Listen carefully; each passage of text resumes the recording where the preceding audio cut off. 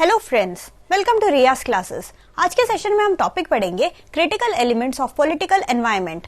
This topic is part of unit 4 political environment of the subject business environment MCO 4 MCOM second year IGNOU.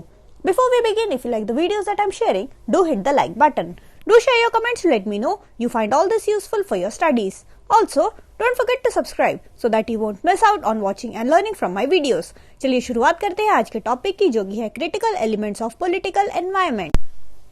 तो अगर हम बात करें critical elements of political environment की, कुछ जो क्रिटिकल एलिमेंट्स हमारे सामने आते हैं, उनमें से पहला जो एलिमेंट है that is your political system. ठीक है, so first element that we have to study is about political system. Second element is regarding political processes. The third element is stability of the political structure and the fourth and final element is center state relations. ठीक है, so अगर हम political environment की बात करें, ठीक है, अगर politics की बात करें, political environment में देखो हमें politics के बारे में पढ़ना होगा। ठीक है, हम देखेंगे कि पॉलिटिकल हमारा सिस्टम किस तरीके से है, उसका प्रोसेस किस तरीके से है, और स्टेबिलिटी होनी बहुत जरूरी। देखो मैंने पहले ही बताया था, पॉलिटिकल एनवायरनमेंट में पॉलिटिकल स्टेबिलिटी होना बहुत ही ज्यादा जरूरी है। अगर अनस्टेबल होगा तो क्या होगा, बड़े बड़े कंपनीज जो है हमारे कंट्री को छोड़ के चले जाएंगे, है ना। सो स्टेबिलिटी होना बहुत ही ज्यादा जरूरी है, इसलिए वो एक it is one of the critical elements of political environment. And the last element that we have to study is regarding the centre state relations. ठीक है, जो सेंटर है हमारा, देखो कुछ ऐसे पॉलिसीज होते हैं, कुछ ऐसे रूल्स होते हैं, कुछ ऐसे रेगुलेशंस होते हैं जो कि स्टेट स्पेसिफिक होते हैं, है ना, जो कि स्टेट निकालते हैं, और कुछ ऐसा होता है जो कि सेंटर निकालता है। ठीक है, जो कि हर जगह एप्लीकेबल होता है। तो उन सब पॉलिटिक्स, उन सब रेगुलेशंस में, उन सब पॉलिसीज में किस तरीके से तालमेल होना चाहिए, सो वो सब चीजें हम, जो सेंटर स्टेट का रिलेशन किस हिसाब से है, वो सब हम चीजें यहाँ पे देखेंगे। सो अगर हम इंडिया के पॉलिटिकल सिस्टम की बात करें, जो फर्स्ट एलिमेंट है हमारा है दैट इज पॉलिटिकल सिस्टम। तो इंडिया का जो पॉलिटिकल सिस्टम है, it is govern by the constitution of India. ठीक है, जो कॉन्स्टिट्यूएंट असेंबली ने जो हमारे लिए कॉन्स्टिट्यूशन बनाया था, और ये कब इफेक्ट हुआ था, 26 जनवरी 1950 को। ठीक है, ये इफेक्ट हुआ था, with effect it came into force on 26 जनवरी 1950। ठीक है, सो इंडिया का पॉलिटिकल सिस्टम जो है हमारा गवर्न करता है by the constitution of India, जो कि अडॉप्ट किया था कॉन्स्टिट्यूएंट असेंबली ने 1949 and which came into force in 26 जनवरी 1950। सो इस कॉन्स्टिट्यूशन के अंदर जो है हमारा इंडिया का जो है एक पार्लियामेंट्री फॉर्म ऑफ गवर्नमेंट है। ठीक है, अगर हमारे गवर्नमेंट की बात करें, सो हमारा गवर्नमेंट जो है पार्लियामेंट्री फॉर्म ऑफ गवर्नमेंट है हमारे कंट्री का। पार्लियामेंट्री फॉर्म ऑफ गवर्नमेंट जब होगा तो उसका जो है उसमें एक फेडरल स्ट्रक्चर होगा, जिसमें कितने स्टेट्स है, 28 स्टेट्स एंड 7 यूनियन टेरिटरीज। ठीक है, और अगर हम कॉन्स्टिट्यूशनल हेड की बात करें, हेड कौन है इसका, कॉन्स्टिट्यूशनल हेड होगा हमारा प्रेसिडेंट। ठीक है, सो president of India is the constitutional head of the Indian union, but he has to act in accordance with the aid and advice of council of ministers. तो इनके अलावा प्रेसिडेंट जो है हमारे हेड है, प्रेसिडेंट को डे टू डे वर्क में help करने के लिए, उनको काउंसिल देने के लिए, उनको एडवाइस देने के लिए बहुत सारे क्या है, मंत्री आए। ठीक है, so different council of ministers जो है उनके हेड है हमारे प्रेसिडेंट ऑफ इंडिया। अगर हम रियल एग्जीक्यूटिव पावर्स की बात करें, तो रियल एग्जीक्यूटिव पावर्स जो है हमारे काउंसिल ऑफ मिनिस्टर्स के पास ही होता है। ठीक है, जो कि they are collectively responsible to the elected members of the Lok Sabha. Likewise in the states the governor is the head of executive. अगर हम स्टेट की बात करें, स्टेट में जो हेड होता है, स्टेट का हेड कौन रहता है, स्टेट का हेड जो होता है दैट इज गवर्नर। ठीक है, बट अगेन अगर हम एग्जीक्यूटिव पावर्स की बात करें, गवर्नेंस करने का जो एग्जीक्यूटिव पावर्स होता है वो हमारा अगेन काउंसिल ऑफ मिनिस्टर्स के पास होता है। काउंसिल ऑफ मिनिस्टर्स का हेड यहाँ पे कौन रहेगा, हमारा सीएम रहेगा। ठीक है, सो ये अगर हम स्टेट की बात करें तो हेड जो है वो एग्जीक्यूटिव हेड जो है हमारा, वैसे जो स्टेट का जो हेड है, रियल पावर जो है, रियल वैसे वाला पावर हमारा गवर्नर के पास होता है, वो हेड होता है एग्जीक्यूटिव का, बट एग्जीक्यूटिव पावर जो होता है वो काउंसिल ऑफ मिनिस्टर्स के पास होता है, जिसका हेड हमारा सीएम होता है। और यही सारे all these council of ministers is collectively responsible to the state legislative assembly. इसके अलावा अगर हम पार्लियामेंट की बात करें, पार्लियामेंट में जो है 2 हाउसेस होते हैं। ठीक है, एक हाउस हो गया हमारा लोकसभा और एक हाउस हो गया हमारा राज्यसभा। ठीक है, so we have Lok Sabha and we have Rajya Sabha. Lok Sabha को हम बोलते हैं it is the house of people. Lok Sabha is also known as the house of people, while Rajya Sabha जो है it is also known as council of states. Members of जो लोकसभा जो होते हैं, इसके जो मेंबर्स होते हैं they are chosen by direct election for a 5-year term period on the basis of adult suffrage. ठीक है, और इलेक्शन ऑफ द राज्यसभा जो होता है वो इनडायरेक्ट होता है। ठीक है, इसलिए हम इसको हाउस ऑफ द पीपल बोलते हैं। लोकसभा का जो इलेक्शन होता है वो डायरेक्ट होता है, जबकि राज्यसभा का जो इलेक्शन होता है वो इनडायरेक्ट तरीके से होता है। और ये कितने टर्म के लिए रहते हैं लोकसभा में? 5-year term. ठीक है, 5 साल के लिए जो है ये इलेक्ट होते हैं। और ये जो सारे मेंबर्स होते हैं, members representing different states are elected by elected members of legislative assembly of state। अगर हम राज्यसभा की बात करें तो राज्यसभा में क्या होता है? इनडायरेक्ट होता है, और जो भी मेंबर्स होते हैं वो हर एक स्टेट से रिप्रेजेंट हो के आते हैं। ठीक है, इसके अलावा कुछ ऐसे मेंबर्स होते हैं जो कि हमारा जो प्रेसिडेंट है वो ही खुद नॉमिनेट करता है। ठीक है, सो कुछ मेंबर्स को हमारा प्रेसिडेंट नॉमिनेट करता है, कुछ लोग क्या होते हैं वो इलेक्ट होके आते हैं। ठीक है, इसके अलावा अगर हम स्टेट्स की बात करें, states have the legislative assembly which are also elected bodies. तो स्टेट्स की अगर हम बात करें, स्टेट के अंदर भी जो भी इलेक्टेड मेंबर्स होते हैं वो सारा एक प्रॉपर एक लेजिस्लेटिव असेंबली से होता है, और प्रॉपर इलेक्शन के द्वारा ही ये लोग आते हैं। जैसे स्टेट के इलेक्शन होते हैं ना, आप देखते हो कि दिल्ली में इलेक्शन है, ठीक है, हिमाचल में इलेक्शन है, तो ऐसे डिफरेंट स्टेट्स का भी अपना इलेक्शन होता है। And there is direct election of members for a 5-year term from the territorial constituencies of the state. Again ये जो होता है ये 5-year टर्म के लिए होता है। ठीक है, A few states, not all, have legislative council which is also known as Vidhan Parishad besides legislative assemblies which are known as Vidhan Sabha। ठीक है, so कुछ स्टेट्स में विधान परिषद भी होता है, विधान सभा तो होता ही होता है, और कुछ में विधान परिषद भी होता है। And 1/3 of the members of the Vidhan Parishad retire every 2nd year। So her 2nd year में क्या आपको देखने को मिलेगा कि 1/3 member of the Vidhan Parishad जो है, जो लेजिस्लेटिव काउंसिल के जो 1/3 मेंबर है, वो हर दूसरे साल जो है वो रिटायर होते चले जाएंगे। And their membership includes members elected by the legislative assembly, members elected by local authorities, district boards, etc. Members representing teachers of secondary schools and retired and registered graduates, and some members who are nominated by governor। अगर कुछ जो लोग होंगे वो nominate किए जाएंगे यहाँ पे गवर्नर से, क्योंकि हम स्टेट की बात कर रहे थे, देखो इंडिया की बात नहीं कर रहे। इंडिया की बात करते तो प्रेसिडेंट नॉमिनेट करता, यहाँ पे क्योंकि हम स्टेट की बात कर रहे हैं, यहाँ पे कुछ जो है गवर्नर हमारे वो भी नॉमिनेट करते हैं कुछ लोगों को। ये हो गया भाई स्टेट की बात। ठीक है, अगर हम यूनियन टेरिटरी की बात करें, जो यूनियन टेरिटरीज होते हैं ये जो होता है they are administered by president. ठीक है, सो जो प्रेसिडेंट होता है वो यूनियन टेरिटरीज को एडमिनिस्टर करता है, acting through an administrator appoint by them. ठीक है, सो ये किसी ना किसी प्रेसिडेंट देखो डायरेक्टली जाके यूनियन टेरिटरी को नहीं चला सकता ना, वो किसी को बंदे को डायरेक्ट करेगा, किसी बंदे को लगाएगा कि भाई मेरे बदले ये वाला बंदा एडमिनिस्टर करेगा इस यूनियन टेरिटरी को।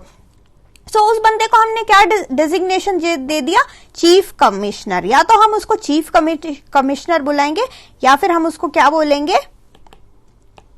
Lieutenant governor. ठीक है, सो हम अगर किसी यूनियन टेरिटरी की बात करें तो वहां पे लेफ्टिनेंट गवर्नर्स होते हैं। ठीक है, लेफ्टिनेंट गवर्नर्स है कौन? ये कोई नहीं है, they are simply administrators who are appointed by the president. ठीक है, क्योंकि प्रेसिडेंट जो है भाई डायरेक्टली हर यूनियन टेरिटरी में नहीं जा सकते, तो वो एडमिनिस्ट्रेटर को अपॉइंट करते हैं, जो कि प्रेसिडेंट की ही तरह वो एक्ट करते हैं as the head of that region। ठीक है, so the national capital territory of Delhi and the union territory of Pondicherry also have legislative assemblies and council of ministers। तो हर स्टेट में जिस तरीके से होता है पूरा विधानसभा और ये सब, वैसे ही सिमिलरली ये सारे यूनियन टेरिटरीज में आपको देखने को मिलेगा। बस उसका हेड कौन होगा? एक लेफ्टिनेंट गवर्नर होगा। लेफ्टिनेंट गवर्नर या फिर उसको हम चीफ कमिश्नर भी बोल सकते हैं, दोनों बोलो, दोनों एक ही है।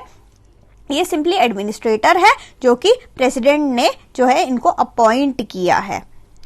तो ये हो गया बात, स्टेट का भी हमने बात कर लिया, हमने यूनियन टेरिटरी का भी बात कर लिया, हमने इंडिया का बात कर लिया। इंडिया में कॉन्स्टिट्यूशन से चलता है ना, सब कुछ कॉन्स्टिट्यूशन होता है। 2 हाउसेस होते हैं, लोकसभा हो गया आपका, राज्यसभा हो गया। लोकसभा जो है इसमें सब कुछ ही देखो 5 ईयर टर्म के लिए ही होगा, सारे इलेक्शन जो है 5 ईयर टर्म के लिए ही होंगे।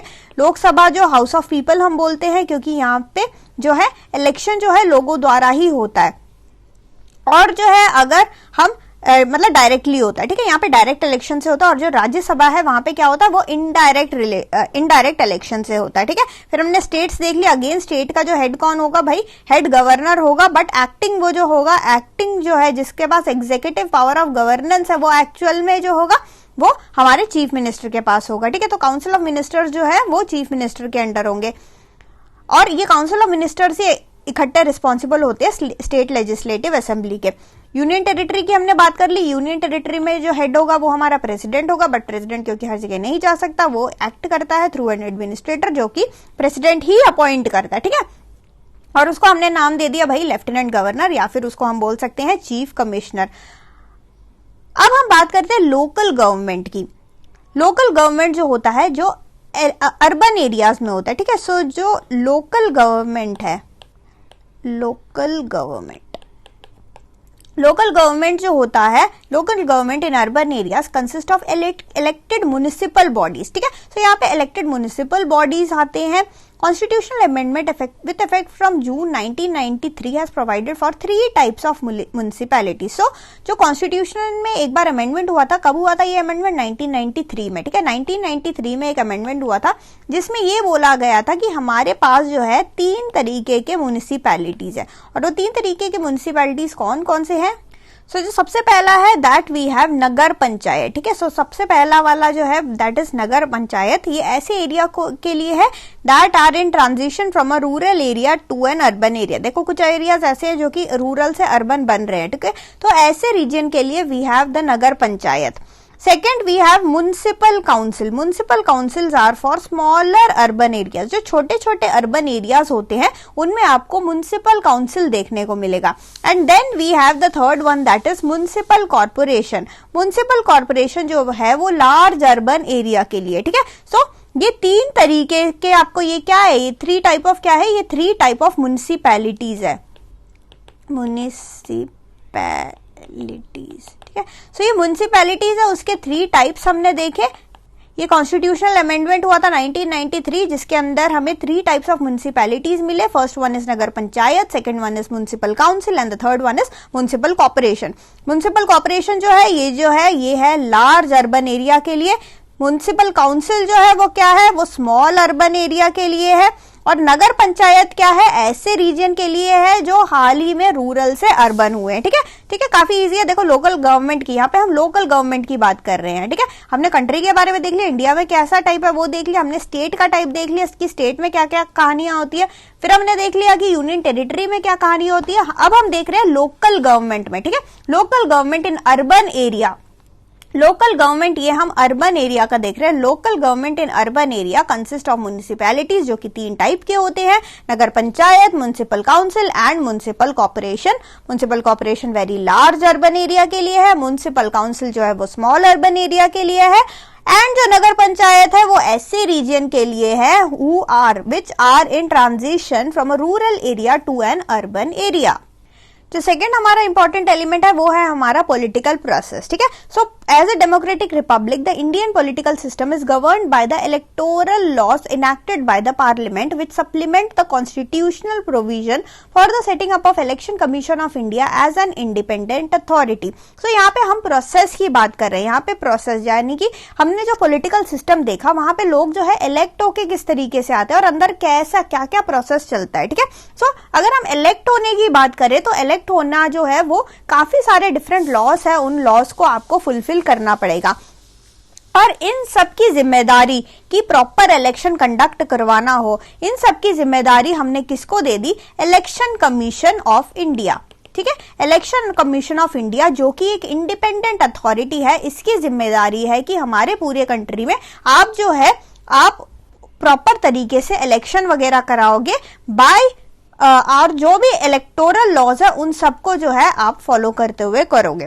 So the electoral process essentially hinges on the functioning of political parties organized at the national, regional and state level, ठीक है। सो चाहे वो नेशनल लेवल में हो, चाहे रीजनल लेवल में हो, चाहे स्टेट लेवल में हो, सबको ये जो इलेक्टोरल लॉज है इनका पालन करना पड़ता है। और ये जो लॉज होते हैं, the law provide for registration of political parties by the election commission. तो ये जो हम लॉ की बात कर रहे हैं, ये लॉ में लिखा गया है कि आप किस पॉलिटिकल पार्टी में हो और उस पॉलिटिकल पार्टी का रजिस्ट्रेशन होना मस्ट है, ठीक है। सो अगर कल को आप सोच रहे हो कि भाई चलो मैं अपने कुछ दोस्तों के साथ एक पॉलिटिकल पार्टी बनाता हूँ, ठीक है, सब अपनी पार्टी बना रहे, मैं भी कोई भी एक सिंबल ले लेता हूँ, हाथी घोड़ा कुछ भी, कोई भी एक सिंबल मैं लेके मैं भी जो है इलेक्शन करवाता हूँ। बट सबसे पहले आपको याद रखना पड़ेगा, आपको जो है अपने पार्टी को जो है रजिस्टर कराना पड़ेगा, ठीक है। सो ये रजिस्ट्रेशन का process, starting from the registration process, from conducting the election, सारा काम जो है कौन कराता है, हमारा इलेक्शन कमीशन ऑफ इंडिया कराता है। चाहे आप नेशनल पार्टी हो, चाहे स्मॉल आप रीजनल पार्टी हो, चाहे किसी भी तरीके के स्टेट लेवल पार्टी हो, आपको अपना रजिस्ट्रेशन कराना पड़ेगा, क्योंकि उस रजिस्ट्रेशन से ही आपको जो है रिकॉग्निशन मिलता है, ठीक है, आपको उस रजिस्ट्रेशन से ही रिकॉग्निशन मिलता है। And this requires fulfillment of certain criteria based on the party's poll performance in terms of percentage of votes polled by the candidates and the number of elected to the Lok Sabha or the state assembly as the case may be. So आपके जो books में जो है वो थोड़ा पुराना data है। So as of July 2002, ठीक है, members of the Lok Sabha represented as many as 40 political parties. तो आपके बुक्स में जो डेटा है वो हमें बता रखा है जुलाई 2002 का, जिसके हिसाब से जो मेंबर्स ऑफ द लोक सभा है वो रिप्रेजेंट करते हैं अराउंड 40 पॉलिटिकल पार्टीज को, ठीक है। इसके अलावा the concept of a secular state was adopted in the constitution in the view of the religious diversity of the Indian society. So Indian society को जब देखा गया तो इंडिया में जो है डिफरेंट टाइप ऑफ रिलीजियन जो है प्रैक्टिस किया जाता है ना। सो इसके कारण हमने जो है एक कॉन्स्टिट्यूशनल स्टेट, इंडिया को जो है एक कॉन्स्टिट्यूशनल स्टेट की तरह बोला गया है, ठीक है। तो constitution article 25 assures the freedom of consciousness and free profession practice and propagation of religion. So article 25 में ये कहा गया है कि आप जो है आपकी मर्जी का रिलीजन जो है आप प्रैक्टिस कर सकते हो, मतलब आप फ्री हो, ऐसा नहीं है कि आपको यही रिलीजन प्रैक्टिस करना, आप अपनी मर्जी का कोई भी रिलीजन प्रैक्टिस कर सकते हो। सो ये जो फ्रीडम है ये हमें मिला है आर्टिकल 25 में। द स्टेट और the government can not add one religion और give preference to one religion as against another. So यहाँ पे स्टेट और गवर्नमेंट जो है किसी भी तरीके का भी भेदभाव नहीं करेगा, ठीक है। तो किसी भी तरीके का भेदभाव आपको देखने को नहीं मिलेगा स्टेट या फिर हमारे गवर्नमेंट की तरफ से टुवर्ड्स एनी पर्टिकुलर रीजन, वो कोई रिलीजन को वो फेवरेटिज्म नहीं शो करेगा। So in view of the constitutional provision, secularism as an ideology does not figure in the electoral plans of the political parties. So यहाँ पे जो है हम क्योंकि सेक्युलरिज्म को यूज नहीं कर सकते, यहाँ पे सोशियो इकोनॉमिक प्रॉब्लम्स है उसको फोकस किया जाता है। तो अगर आप इलेक्शन में देखोगे, इलेक्शन में क्या नारे लगाए जाते हैं कि हम जो है गरीबी हटाएंगे, है ना, हम गरीबी हटाएंगे, इतने सारे लोगों को जो है हम जो है कुछ मतलब उनके भलाई के लिए काम करेंगे, हम सब्सिडी देंगे। तो ये सब क्या हो रहा है, ये सारे जो है आप देखोगे कि सोशियो इकोनॉमिक इश्यू पे जो है ये सारा पॉलिटिक्स प्ले किया जाता है। किसी को भी कोई बोलेगा कि भाई जो है हम गरीबी हटाएंगे, कोई बोलेगा कि हम जो बैकवर्ड क्लासेस हैं हम उनके लिए काम करेंगे, कोई बोलेगा कि भाई जो अर्बन मिडिल क्लास लोग हैं उनके एम्प्लॉयमेंट के लिए हम लोग काम करेंगे, कि जो है हमारा जो यूथ है, जो कि पढ़ा लिखा यूथ है, उसको जॉब नहीं मिलता है ना, सो उसके जॉब के लिए हम लोग काम करेंगे। कुछ कहते हैं कि हम गरीबी जो है, जो रूरल पुराने पिछड़े हुए इलाके उनको हम जो है मॉडर्नाइज करेंगे। फिर कुछ लोग बोलते हैं कि कोई पॉलिटिकल पार्टीज बोलते हैं हम जो एग्रीकल्चर, हमारा पार्टी जो है वो किसानों के साथ है, ठीक है, हम जो है सब्सिडाइज करेंगे एग्रीकल्चर इनपुट में। कोई लोग बोलते हैं हम जो है पढ़ाई लिखाई में हम स्कूल बनवाएंगे, हम जो गरीब बच्चों को फ्री में पढ़ाएंगे, ऐसे करके, ठीक है, हेल्थ केयर के लिए। कोई जो है वुमेन एम्पावरमेंट के लिए बोलता है, कोई बोलता है कि भाई इंफ्रास्ट्रक्चर अच्छा होना चाहिए कंट्री का, कोई हमारे जो पुराने छोटे छोटे जो SSI वगैरह जो है कॉटेज इंडस्ट्री जो है उसके लिए बोलते हैं। सो ये सारे जो है, ये सारे मुद्दे जो है all these issues are related to socio economic issues, ठीक है। जो हमारा सोशियो इकोनॉमिक इश्यूज है उन पे प्ले किया जाता है मेनली हमारा ये पॉलिटिक्स, पूरा का पूरा इलेक्शन सिस्टम जो है वो इसी मेजर इस पे प्ले किया जाता है, इसी मेजर प्रॉब्लम पे प्ले किया जाता है। इसके अलावा जो अर्बन प्रॉब्लम्स होते हैं, ठीक है, जो अर्बन प्रॉब्लम्स होते हैं, अर्बन प्रॉब्लम्स पे भी जो है वो फोकस किया जाता है, ठीक है। अर्बन प्रॉब्लम्स जो भी शहर के प्रॉब्लम हो गए, जैसे पावर शॉर्टेज नहीं है, ठीक है, पानी की दिक्कत, सेफ सप्लाई होना चाहिए ड्रिंकिंग वाटर का, कोई भी अनहाइजीनिक कंडीशन नहीं होना चाहिए, ठीक है। सो ये सारी चीजें जो है जो कि हमारे अर्बन पॉपुलेशन से रिलेटेड है, ठीक है, अर्बन जगहों से रिलेटेड है। तो ऐसे इश्यूज पे भी आपको आप देख सकते हो कि इन इश्यूज पे भी जो है पॉलिटिकल पार्टीज जो है वो प्ले करते हैं। तो ये सारा हम क्या देख क्या रहे हैं, हम पढ़ क्या रहे हैं टॉपिक, हम जो है सेकंड वाला एलिमेंट डिस्कस कर रहे हैं। जो सेकंड एलिमेंट है वो है पॉलिटिकल प्रोसेस का, ठीक है। सो पॉलिटिकल प्रोसेस में हमने क्या देखा, देखो फर्स्ट एलिमेंट हमने क्या डिस्कस किया था, हमने पॉलिटिकल सिस्टम, 4 एलिमेंट है ना, ठीक है। पहला एलिमेंट हमने देखा पॉलिटिकल, कहां गया एक बार रुको, पॉलिटिकल सिस्टम के बारे में हमने देखा, जिसमें कि हमने देखा कॉन्स्टिट्यूशन ऑफ इंडिया है, उसमें प्रेसिडेंट है, काउंसिल ऑफ मिनिस्टर्स है, पार्लियामेंट किस तरीके से। उसके बाद हमने पूरे कंट्री का तो देख लिया, फिर हमने स्टेट का देखा, फिर हमने यूनियन टेरिटरी का देखा, और फिर हमने देखा कि जो लोकल गवर्नमेंट है इन अर्बन एरियाज, उन सबका इलेक्शन और उन सबका जो सिस्टम है वो किस हिसाब से है। ये सारा है फर्स्ट वाले एलिमेंट में, ठीक है, पॉलिटिकल सिस्टम में। जो सेकेंड एलिमेंट था, सेकेंड एलिमेंट आपका पॉलिटिकल प्रोसेस है, जिसमें यह बताया जाता है कि पॉलिटिकल प्रोसेस यानी कि इलेक्शन वगैरह किस तरीके से कंडक्ट होता है, इलेक्शन कंडक्ट कराने के लिए किसकी जिम्मेदारी है, वो सारा का सारा जिम्मेदारी हमारा इलेक्शन कमीशन ऑफ इंडिया का है। कोई भी पार्टी है, आपको नई पार्टी बनानी है, आपको रजिस्ट्रेशन होना मस्ट है, बिना रजिस्ट्रेशन के आप इलेक्शन नहीं कंडक्ट करवा सकते। और फिर हम ये देख रहे हैं कि ये जो पॉलिटिकल पार्टीज है ना, ये क्या क्या टॉपिक्स पे प्ले करते हैं, या क्या क्या टॉपिक्स पे आपके पास जो है वोट मांगने आते हैं।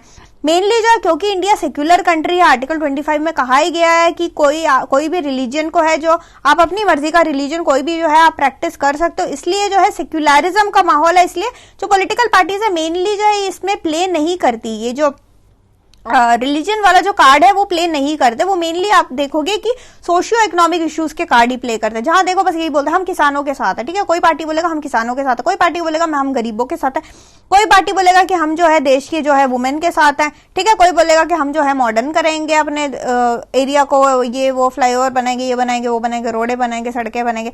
तो और कुछ बोलेंगे कि हम अर्बन प्रॉब्लम्स जो है, यानी कि जो पानी की दिक्कत हो रही है, जो कि ड्रिंकिंग वाटर नहीं है, जो मेन मुद्दा देखो पानी नहीं है तो कैसे लोग रह पाएंगे, तो हम पानी की प्रॉब्लम को दूर करेंगे।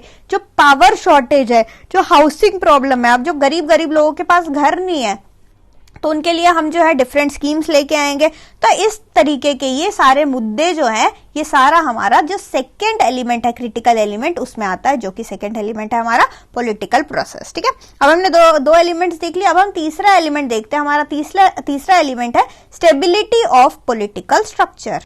So any political structure that is based on democracy can have the benefits of stability depending on checks and balances between the executive, legislature and the judiciaries, ठीक है। So इन सब के बीच अगर एग्जीक्यूटिव जो पावर्स और जो लेजिस्लेचर और जो जुडिशरी है, इन सब में अगर तालमेल अच्छे से होगा ना, तो इनमें तो हमारा जो स्टेबिलिटी है पॉलिटिकल स्ट्रक्चर का वो भी स्टेबल ही रहेगा, आपको स्टेबल ही देखने को मिलेगा। अगर हम इंडिया की बात करें, इंडिया में जो एग्जीक्यूटिव पावर है वो रहता है हमारा सेंटर के पास, सेंटर के पास नहीं, जो सेंटर और स्टेट, देखो in India the executive power at the centre and the state lies with the ministers, department, secretariats and the offices, ठीक है। सो जो एग्जीक्यूटिव पावर होता है हमारा सेंटर का और जो स्टेट का, वो एक्चुअली रहता है मिनिस्ट्रीज में, ठीक है। जो डिफरेंट मिनिस्ट्रीज आप देखते हो, मिनिस्ट्री ऑफ, डिफरेंट मिनिस्ट्रीज है ना, होम अफेयर्स का मिनिस्ट्री है, मिनिस्ट्री ऑफ पावर है, मिनिस्ट्री ऑफ, तो ऐसे डिफरेंट मिनिस्ट्रीज है, उनके पास एक्चुअल में पावर रहता है। एग्जीक्यूटिव पावर की अगर हम बात करें तो उनके पास एक्चुअल पावर रहता है। The functionaries are accountable to the respective ministers which in turns are responsible to the legislature at the union and state level, ठीक है। सो ये जो फंक्शनरीज है वो डिफरेंट मिनिस्ट्रीज को जो है वो अकाउंटेबल रहती हैं। इसके अलावा क्रॉम्प्टर एंड ऑडिटर जनरल, जो CAG हम बोलते हैं, ये CAG को अपॉइंट कौन करता है, प्रेसिडेंट, ठीक है। तो ये CAG को अपॉइंट करता है president, who is a comptroller and auditor general. इसका ड्यूटी क्या है, he has the duty to report on the accounts of the union and the state, ठीक है। सो यूनियन और स्टेट का जो अकाउंट है, जो हमारा यूनियन एंड अवर स्टेट का जो अकाउंट है, वो सारा ये लोग देखते हैं और ये लोग इसका रिपोर्ट बना के सबमिट करते हैं। And these reports are submitted to the president and the respective governors and are also placed before parliament and state legislature, ठीक है। सो सबसे नीचे होता है जो मिनिस्ट्रीज वगैरह, मिनिस्ट्रीज डिफरेंट बना रखे हैं, वो मिनिस्ट्रीज जो है वो ऊपर रिपोर्ट करते हैं यूनियन, और ये जो स्टेट का जो हम बात कर रहे हैं, यूनियन एंड स्टेट लेवल में जो भी लेजिस्लेचर है वहां पे जो उसका जो अगेन जो रिपोर्ट होता है वो कौन देखेगा, वो सीएजी देखेगा। ठीक है, सीएजी को अपॉइंट किया है प्रेसिडेंट ने, और ये जो रिपोर्ट्स जो भी सबमिट हो रहा है they are placed before the parliament. ये जो भी रिपोर्ट सबमिट होता है ये सारा रिपोर्ट जो है पार्लियामेंट के सामने जो है वो प्लेस होता है। At times, political stability has been disturbed by dictators of a sections of people demanding autonomy and self-governing power for themselves under local leadership। अब क्या होता है कि कभी कभी जो है एक स्टेट की अगर हम बात कर ले, कोई भी स्टेट में, उस स्टेट में ना कुछ लोग ऐसे ऐसे फॉर्म होते हैं ग्रुप बना के, वो कहते हैं कि हमें यहाँ नहीं रहना, हमें अलग सा अपना एक स्टेट चाहिए, हमें यहाँ पे नहीं रहना। तो लोकल लीडरशिप के अंडर आकर वो लोग बोलते हैं हमें यहाँ का पार्टी नहीं बनना, हमें एक डिफरेंट टेरिटरी चाहिए। सो इससे क्या होगा, इससे उस शहर में, उस क्षेत्र में जो है हमारा पॉलिटिकल इंस्टेबिलिटी हो जाएगा। ठीक है, सो ये जो है पॉलिटिकल इंस्टेबिलिटी से बहुत ही ज्यादा एजिटेशन हो जाता है, बहुत ही ज्यादा कभी कभी जो है एक्सट्रीम्स में चला जाता है। ठीक है, सो इन सब के चलते जो है पॉलिटिकल इंस्टेबिलिटी जो है आपको देखने को मिल सकता है। In the recent year states of Uttaranchal, Jharkhand and Chhattisgarh have been carved out on the reorganization of the states of Uttar Pradesh, Bihar and Madhya Pradesh. तो डिफरेंट स्टेट्स हैं जैसे कि झारखंड वगैरह, ये सब तो पहले, ये तो बाद में बनाए गए हैं ना। तो ये सारा जो है, इन सब से होता क्या है कि इन सब से स्टेबिलिटी जो है वो चली जाती है। ठीक है, एक जगह की स्टेबिलिटी जो है वो चली जाती है। सो हम यहाँ पे बस स्टेबिलिटी ऑफ पॉलिटिकल स्ट्रक्चर की बात कर रहे हैं। तो अगर स्टेबिलिटी रहेगा, मेनली अगर आपके एग्जीक्यूटिव में, आपके लेजिस्लेचर में और आपका जो जुडिशियरी सिस्टम है, इन तीनों में जो है अगर स्टेबिलिटी रहेगा तो आपका जो है सारा का सारा पॉलिटिकल स्ट्रक्चर जो है वो प्रॉपर तरीके से चलता रहेगा। जो फोर्थ एलिमेंट हमारा है सेंटर एंड स्टेट रिलेशंस।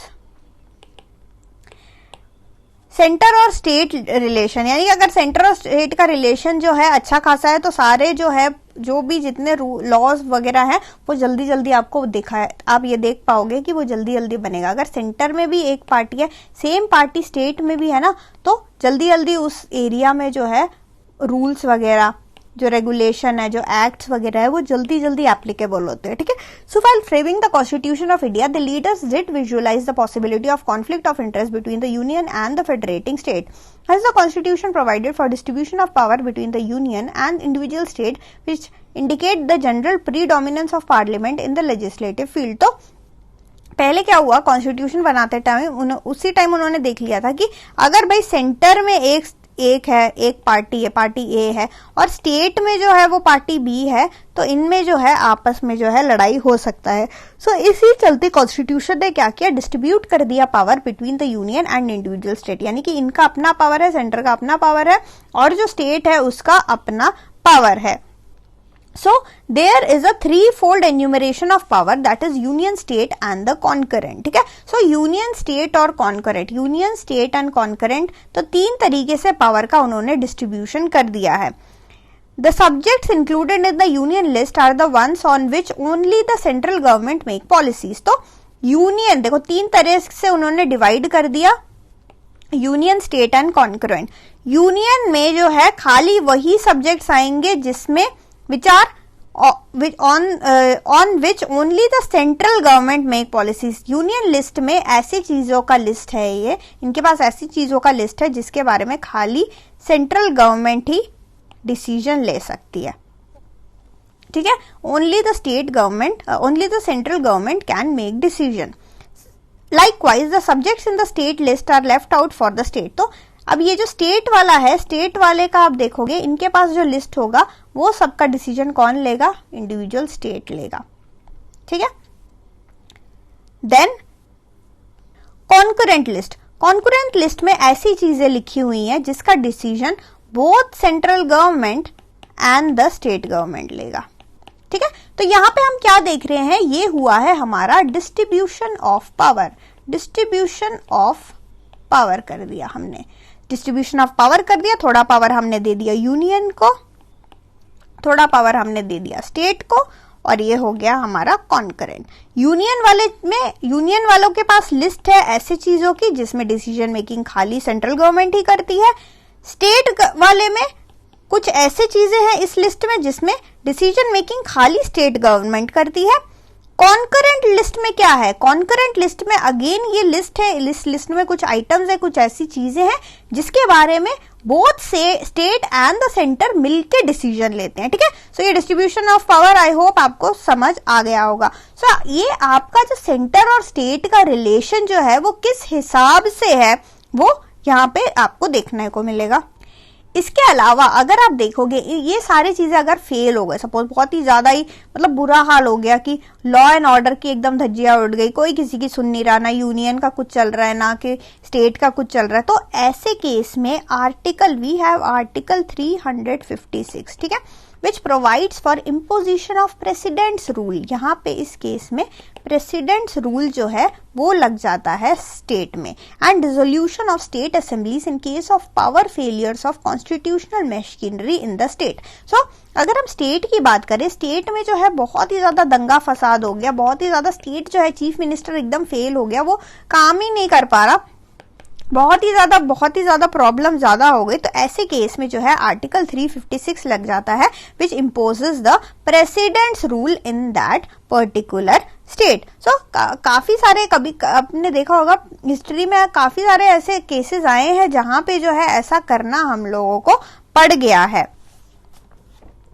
इसके अलावा अगर हम टैक्सेस वगैरह की बात करें, टैक्स शेयरिंग भी देखो, कुछ ऐसे टैक्सेस होते हैं जो कि सीधा जो है वो हमारे सेंटर के पास जाता है, कुछ ऐसे होते हैं which are levied by the state, है ना। सो SGST हो गया। अब जो GST की आप देखो कि कुछ जो होता है स्टेट गवर्नमेंट का होता है ना, CGST लगता है, कुछ में SGST लगता है, तो डिफरेंट तरीके के टैक्सेस होते हैं that are collected by the, कुछ जो होते हैं that are collected by the union, कुछ जो होते हैं वो कलेक्टेड बाय द स्टेट, और कुछ जो होते हैं जो कि दोनों के दोनों क्या करते हैं, जो शेयर करते हैं दोनों।